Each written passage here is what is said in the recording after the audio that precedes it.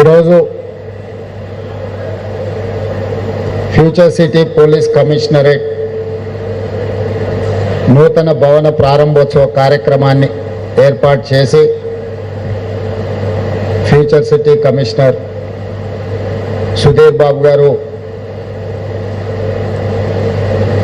ఈ కార్యక్రమానికి నాతో పాటు సహచార మంత్రివర్గ సభ్యులు మిత్రులు శ్రీధర్ బాబు గారిని, సహచార మంత్రివర్గ సభ్యులు పెద్దలు జూపల్లి కృష్ణారావు గారిని, మిత్రులు మాజీ మంత్రివర్యులు శాసన మండలి చీఫ్ పట్నం మహేందర్ రెడ్డి గారిని, రాజ్యసభ సభ్యులు మిత్రులు వేం నరేందర్ రెడ్డి గారిని, రాజ్యసభ సభ్యులు మిత్రులు అనిల్ కుమార్ యాదవ్ గారిని, అదేవిధంగా రంగారెడ్డి జిల్లా సీనియర్ నాయకులు ఇబ్రహీంపట్నం శాసన సభ్యులు మల్రెడ్డి రంగారెడ్డి గారిని, అదేవిధంగా షేర్లింగంపల్లి శాసన సభ్యులు పెద్దలు అరికపూడి గాంధీ గారిని, మీరందరూ అభిమానించే ఈ ప్రాంత అభివృద్ధి కోసం సొంత నిధులు కూడా ఖర్చు పెట్టి గ్రామాలలో ఇక్కడున్న ప్రజలతో సమన్వయం చేస్తున్న మిత్రులు మాజీ శాసనసభ్యులు కిచ్చన్న గారు లక్ష్మారెడ్డి గారిని,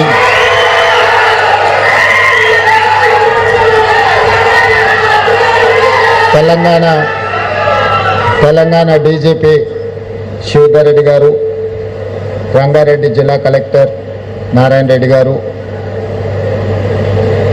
Telangana industrial infrastructure corporation managing director Shashank గారు, అదేవిధంగా ఇతర అధికారులు, పిసిసిఎఫ్ చీఫ్ సువర్ణ గారు, ఎస్ఐబి ఐజీ సుమతి గారు, వేదిక మీద ఉన్న ఇతర ఉన్నతాధికారులు, ఇక్కడికి విచ్చేసిన పోలీస్ అధికారులు, వివిధ గ్రామాల నుంచి వచ్చిన రాజకీయ మిత్రులందరూ కూడా స్వాగతం. ఈ ప్రాంత ప్రజలకు, ముఖ్యంగా ఫ్యూచర్ సిటీ ప్రాంతానికి సంబంధించిన ప్రజలకు అందరికీ కూడా నేను శుభాకాంక్షలు తెలియజేస్తున్నా. అదేవిధంగా ఈ మహేశ్వరం డీసీపీ గారికి, రంగారెడ్డి జిల్లా కలెక్టర్ గారికి ఎప్పుడు అభివృద్ధి కార్యక్రమాలు ఈ ప్రాంతంలో ఏర్పాటు చేసిన ఫ్యూచర్ సిటీ పరిధిలో ఉన్న ప్రజాప్రతినిధులందరికీ మర్చిపోకుండా పాస్ ఇచ్చి వాళ్ళని లోపలికి వచ్చే విధంగా ఈ ప్రాంతంలో వాళ్ళు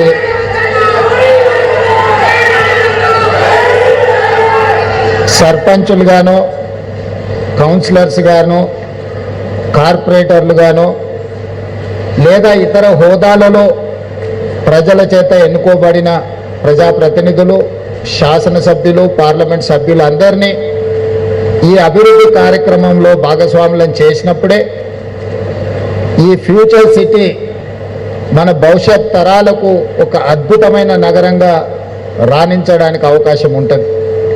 ఇక్కడ సమస్యలు ముఖ్యమంత్రి స్థాయిలో నేను, ఐటీ అండ్ ఇండస్ట్రీస్ మినిస్టర్గా శ్రీధర్ బాబు గారు, ఇతర మంత్రులు అనుకుంటే పరిష్కారం అయ్యే సమస్యలు కాదు.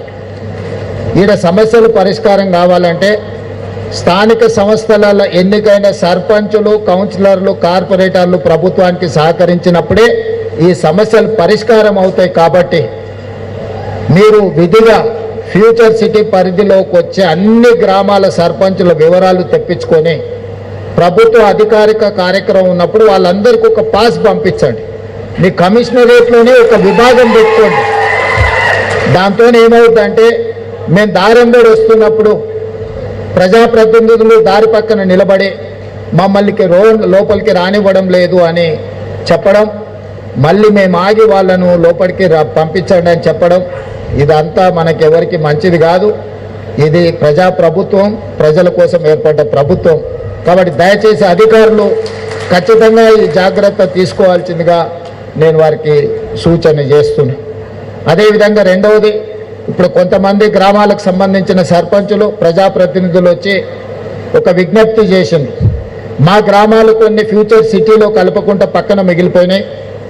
మా గ్రామాలను కూడా ఫ్యూచర్ సిటీలో కలపండి, తద్వారా మా గ్రామాలకు కూడా అభివృద్ధి విస్తరిస్తుంది, మేము కూడా ఫ్యూచర్ సిటీ అభివృద్ధిలో భాగస్వాములం అవుతామని చెప్పి కొంతమంది నా దృష్టికి తీసుకొచ్చిండ్రు. కేఎల్ఆర్ గారికి, మల్రెడ్డి రంగారెడ్డి గారికి నా సూచన, ఆ గ్రామాలకు సంబంధించిన గ్రామ సభలు పెట్టి గ్రామ సభలలో తీర్మానం చేయించి ఆ తీర్మానం కాపీలను కలెక్టర్ గారికి, అదేవిధంగా జిల్లా ఇన్ఛార్జ్ మంత్రివర్యులు మిత్రులు శ్రీధర్ బాబు గారికి అందించండి. తప్పకుండా గ్రామాలను ఏ రకంగా ఫ్యూచర్ సిటీలా కలుపుకోవాలి, చట్టాన్ని సవరించాలి, వాళ్లకు కూడా ఈ అభివృద్ధి ఫలాలు అందే విధంగా ప్రభుత్వం తీసుకునే నిర్ణయాలను తప్పకుండా ప్రభుత్వం తీసుకుంటుంది. వాళ్ళ ఆకాంక్షలకు అనుగుణంగానే ఈ ప్రభుత్వం పనిచేయాలనుకుంటుంది. అభివృద్ధిలో ప్రజల్ని భాగస్వాములను చేసి ఈ ప్రాంతాన్ని అధునాతమైన అభివృద్ధి చెందిన నగరంగా తీర్చిదిద్దాలనేదే ఈ ప్రభుత్వం యొక్క లక్ష్యం. మీకు చరిత్ర గురించి ఆలోచన చేసినప్పుడు హైదరాబాదు నగరం కులీ కుతుబ్ షాలు మొదలుపెట్టి, అదేవిధంగా గోల్కొండ యాదవ రాజుల నుంచి మొదలు పెడితే నిజాం సర్కార్, ఆ తర్వాత బ్రిటిషర్స్తో కలిసి నిజాం నిర్మించిన సికింద్రాబాద్, ఆ తర్వాత చంద్రబాబు నాయుడు గారు, రాజశేఖర రెడ్డి గారు కలిసి నిర్మించిన మన సైబరాబాద్, ఈరోజు 4వ నగరంగా మనం భారత్ ఫ్యూచర్ సిటీని తీర్చిదిద్దాలనుకుంటున్నాము. ప్రపంచంలోనే ఒక అద్భుతమైన నగరాన్ని ఏ దేశాలైతే మనం చూసి వచ్చినామో, ఏ దేశాలనైతే మనం ఆదర్శంగా తీసుకుంటున్నామో, సౌత్ కొరియా, జపాన్, జర్మనీ లాంటి అభివృద్ధి చెందిన దేశాలు, సింగపూర్ లాంటి నగరాలను ఈరోజు మనం చూసి నేర్చుకుంటున్నాం. ఆ నగరాలను మనం ఆదర్శంగా తీసుకుంటున్నాం. న్యూయార్క్ లాంటి నగరాలను ఈరోజు మనం ఆదర్శంగా తీసుకుంటున్నాం. ఏ నగరాలనైతే మనం ఆదర్శంగా తీసుకుంటున్నామో ఆ నగరాలతో పోటీ పడే విధంగా మరొక సింగపూర్, మరొక న్యూయార్క్, టోక్యో నగరాల్లో ఈరోజు ఇక్కడ ఈ మహేశ్వరం, ఇబ్రహీంపట్నం ప్రాంతంలో భారత్ ఫ్యూచర్ సిటీ పేరు మీద భవిష్యత్ తరాలకు అందించాలని ఆలోచన. ఎవరైతే మనకు ఆదర్శమో వాళ్ళతోనే పోటీ పడాలనేది మన ప్రభుత్వం యొక్క విధానము. వాళ్ళతో పోటీ పడే విధంగా ఈ నగరాన్ని అభివృద్ధి చేయాలని రాష్ట్ర ప్రభుత్వం నిర్ణయం తీసుకున్నది. అందుకే ఈనాడు ఒకటొకటిగా రోడ్లకు సంబంధించి కావచ్చు, ఫ్యూచర్ సిటీ కార్యాలయం కావచ్చు, స్కిల్స్ యూనివర్సిటీ కావచ్చు, ఈరోజు ఫ్యూచర్ సిటీ కమిషనరేట్ కావచ్చు, ఈరోజు ఈ ప్రాంతాన్ని భవిష్యత్తులో ఒక అభివృద్ధి చెందిన నగరంగా తీర్చిదిద్దాలి అని అంటే నిరుద్యోగ యువకులకు శిక్షణ, సాంకేతిక శిక్షణను అందించాలి, స్కిల్ డెవలప్ చేయాలి. ఈ స్కిల్ ద్వారా నిరుద్యోగ యువకులకు ఉద్యోగ ఉపాధి అవకాశాలను కల్పించాలి అని ఆ స్కిల్స్ యూనివర్సిటీని ఈరోజు 60 ఎకరాలలో మనం ఇక్కడ కట్టుకుంటున్నాం.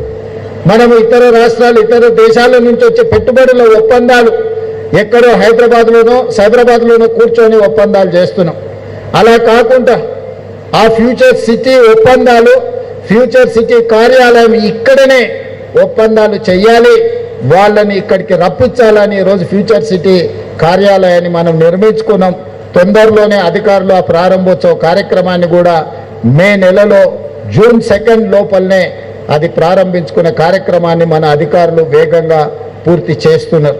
అదేవిధంగా మొన్న జరిగిన గ్లోబల్ సమ్మిట్ మీరందరూ చూసి, ప్రపంచ దేశాల నుంచి దిగ్గజ సంస్థల్ని ఇక్కడికి రప్పించడమే కాకుండా 3 రోజులు అద్భుతంగా గ్లోబల్ సమ్మిట్ నిర్వహించడం ద్వారా పెట్టుబడులకు నమ్మకం, విశ్వాసంతో పాటు ఈ ప్రాంతం అనుకూలమైన ప్రాంతము, అంతర్జాతీయ ఎయిర్పోర్ట్కు కూతవేటి దూరంలోనే ఈ భారత్ ఫ్యూచర్ సిటీ ఉన్నదని, ఎక్కడో అభివృద్ధి జరిగిన దగ్గర సమ్మిట్లు పెట్టుకోకుండా ఎక్కడైతే మనం అభివృద్ధి చేపట్టాలనుకుంటున్నామో, ఎక్కడైతే అభివృద్ధిని ప్రపంచానికి చూపించాలనుకుంటున్నామో అక్కడనే మన గ్లోబల్ సమ్మిట్ నిర్వహించినాం.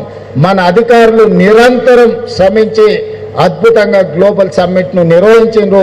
ఈరోజు ప్రపంచానికి మన పట్ల విశ్వాసం, నమ్మకం కలిగింది. రాష్ట్రానికి పెట్టుబడులు రాబోతున్నాయి. ఆ పెట్టుబడులు ఈ ప్రాంతంలోనే మీకు అందుబాటులో ఉండబోతున్నాయని చెప్పి నేను ఈ సందర్భంగా తెలియజేయదలుచుకున్నా. మిత్రులారా, Cyberabad hitech city, outer ring road, అంతర్జాతీయ ఎయిర్పోర్ట్ ఇవన్నీ మీ కళ్ళ ముందు ఒకప్పుడు చర్చ జరిగినప్పుడు 2000 సంవత్సరం నుంచి 2010 సంవత్సరం లోపల ఇవన్నీ కూడా ఒక ఊహా చిత్రంగా మొదలైనవి. ఆ రోజు అవి చూపించిన నాయకులను అవహేళన చేశారు. ఇట్లాంటి 7 అంతస్తుల మేడలు గాల్లో కడుతున్నారు, ఇది సాధ్యమైతే అని ఆనాడు మాట్లాడారు. పెద్దలు తిగల కృష్ణారెడ్డి గారు ఇక్కడనే ఉన్నారు. ఆ రోజు హైదరాబాద్ నగర మేయర్గా ఈ ప్రణాళికలు రచించినప్పుడు వారు ఈ నగరానికి మేయర్. ఆ రోజు ఇవన్నీ చూపించినప్పుడు, ఇవన్నీ చర్చ జరిగినప్పుడు ఆనాటి ప్రజా ప్రతినిధులను అవహేళన చేసిండ్రు, ఇది సాధ్యమయమైన విషయమేనా అని. కానీ ఈరోజు నిజమైంది. ఈ దేశంలోనే 160 కిలోమీటర్ల 500 ఫీట్లు ఉండే ఔటర్ రింగ్ రోడ్డు ఏ నగరానికి లేదు. అది ఢిల్లీ దేశ రాజధాని కావచ్చు, ఫైనాన్షియల్ క్యాపిటల్ ముంబై కావచ్చు, ఐటీ క్యాపిటల్ బెంగళూరు కావచ్చు, చెన్నై ఇండస్ట్రియల్ క్యాపిటల్ చెన్నై కావచ్చు, ఎవరికి ఇంత అద్భుతమైన ఆస్తి లేదు. ఈరోజు దేశంలోనే ఒక అద్భుతమైన ఔటర్ రింగ్ రోడ్ మన దగ్గర ఉంది. మన హైదరాబాద్ ఎయిర్పోర్ట్ ప్రపంచంతోనే ఈరోజు పోటీ పడుతుంది. మన దగ్గర ఉన్న ఐటీ కంపెనీలు, మన దగ్గర ఉన్న ఫార్మా కంపెనీలు, మన ప్రపంచం సంక్షోభంలో మునిగినప్పుడు, కోవిడ్ వచ్చినప్పుడు 4 కోవిడ్ వ్యాక్సిన్స్ను ప్రపంచం ఉత్పత్తి చేస్తే అందులో 3 కోవిడ్ వ్యాక్సిన్స్ హైదరాబాద్ నుంచి, జినోమ్ వ్యాలీ నుంచి తెలంగాణ రాష్ట్రం ప్రపంచానికి అందించింది, మన రాష్ట్రానికి కాదు. ఐటీ ఎగుమతులు, ఈరోజు డిఫెన్స్ ఎగుమతులు 100% అభివృద్ధి చెందింది. పోయిన సంవత్సరం 3,500, 3,600 కోట్ల ఎగుమతులు చేస్తే ఈ సంవత్సరం 7,500 కోట్ల రూపాయలు ఎగుమతులు ఈరోజు డిఫెన్స్లో మనం పెట్టినాం. మనం రాఫేల్ అని యుద్ధ విమానాన్ని విన్నాం. ఆ రాఫేల్ని సర్వీస్ సెంటర్ ఎంఆర్ఓ ఈరోజు జిఎంఆర్ ఈరోజు శంషాబాద్ ఎయిర్పోర్టులో, ఫ్రాన్స్లో ఒకటి ఉంటే రెండోది మన దేశంలో మన నగరంలో మీ ఊర్లోనే